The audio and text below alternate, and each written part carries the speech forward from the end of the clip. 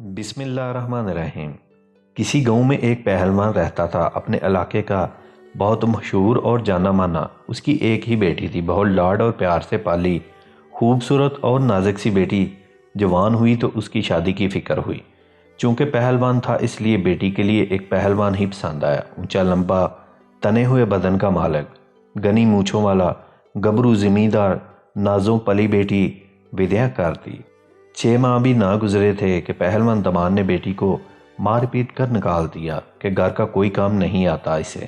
باپ کا دل بہت نچیدہ ہوا، مگر کسی کو کچھ نہ کہا کہ فضول میں تماشا بنے گا۔ بیوی سے کہا کہ اسے ہر چیز سکھاؤ جو گھرداری کے لیے ضروری ہوتی ہے۔ ماں نے بیٹی کو جھاڑو پوچھا، کھانا پکانا سب سکھایا۔ چند ماہ بعد صلح صفائی ہوئی، داماد کو بلایا، معافی مانگی کہ شرمندہ ہیں، لاڈ پیار میں گھرداری نہ سکھائی۔ 6 ماہ نہ گزرے، بیٹی پھر مار کھا کر میکے واپس آ گئی، کیونکہ سینہ پرونا نہیں آتا۔ پھر پہلوان بہت دکھی ہوا، پھر بیوی کو کہا کہ اسے سینہ پرونا سکھاؤ۔ بیوی نے سلائی کڑھائی، گوٹا کناری رضائیاں بچھائیاں، یہاں تک کہ پراندے اور ہزار بند بھی سکھائے۔ پھر داماد کو بلایا، غلطی کی معافی مانگی اور بیٹی رخصت کی۔ پھر چند ماہ گزرے، بیٹی پھر نیلو نیل مار کھا کر میکے واپس آ گئی کہ کھیت کھلیان نہیں سنبھال سکتی، میرے ساتھ گائے بھینسوں کا دودھ دونا نہیں آتا۔ پہلوان بہت ہی دکھی رنجیدہ ہوا، یا اللہ کیسا نصیب ہے بیٹی کا۔ خیر بڑی عزت تھی زمانے میں، خاموش رہا۔ بیٹی کو ساتھ لے جاتا، کھیتی باڑی کے کام سکھائے، اور ایک بار پھر بیٹی بہت دعاؤں کے ساتھ رخصت کی۔ پھر چند دن گزرے، پھر بیٹی روتی میکے۔ پہلوان نے سوال کیا، بیٹی اب کیا ماجرا ہوا؟ کہنے لگی، میرا شوہر کہتا ہے تو آٹا گوندتے ہوئے بہت ہلتی ہے۔ پہلوان کو اب ساری بات سمجھ میں آئی۔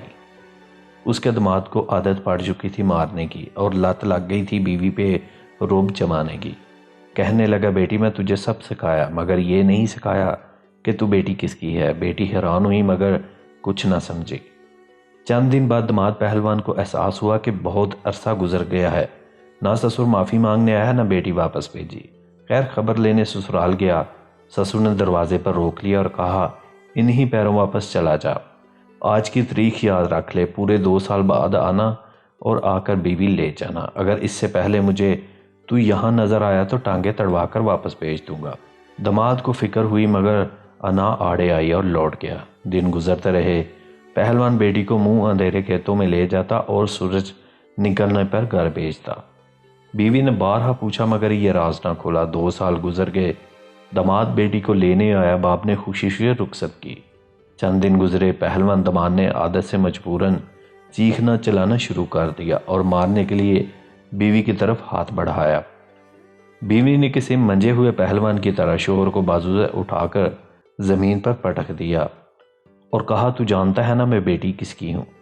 وہ سمجھ گیا کہ اب کی بار 2 سال میں باپ نے بیٹی کو کیا سکھا کر بھیجا ہے، اور اس کے بعد پہلوان کو دوبارہ بیوی سے اونچی آواز میں بات کرتے نہیں دیکھا گیا، اور بیٹی کبھی دوبارہ مار کھا کر مائکے نہیں آئے۔ باپ نے بیٹی کو کیا سکھایا آپ بھی جان گئے ہوں گے، ہر چیز ماں کے سکھانے کی نہیں ہوتی، کچھ باتیں، کچھ اعتماد باپ بھی بیٹیوں میں لاتا ہے۔ اس لیے میں سمجھتا ہوں جو دور جا رہا ہے اس میں بیٹیوں کو اپنی حفاظت کرنا ضرور سکھانا چاہیے۔ اردو ہندی سٹوریز کے پیارے ناظرین، اچھی اردو کہانیاں، ناولز کے لیے ہمارے چینل کو سبسکرائب کر لیں، بیل آئیکن کو دبا دیں۔ ملتے ہیں ایک نیو سٹوری کے ساتھ، اپنا خیال رکھیے گا، اللہ حافظ۔